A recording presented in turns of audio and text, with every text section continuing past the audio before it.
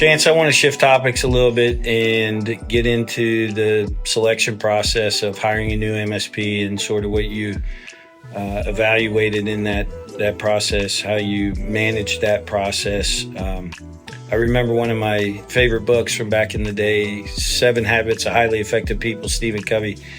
And one of the principles is he talks about starting with the end in mind, right? And you talked about earlier outcomes of the business and tying those to the objectives of your organization, and how is what you're doing aligning to the business. But take us through that process around vendor selection and getting the right guys in place. What'd that look like?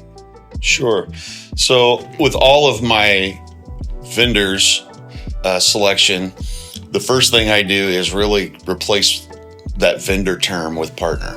I can't really afford to have vendors. The intent is to keep the IT operations team as small as possible. And to this day, I'm still running single threaded as far as a transit employee in IT operations. It's just me. I do have some folks that I can tap into across our companies, but they're really resources that are focused for the product development support within those companies.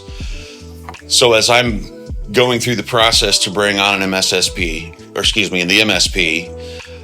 I'm looking for someone who can really relieve me from having to tap into those folks that need to stay focused on the product development and take care of everything else we've got going on, from back office systems to enterprise systems that help the business just to operate day to day and then provide efficiencies.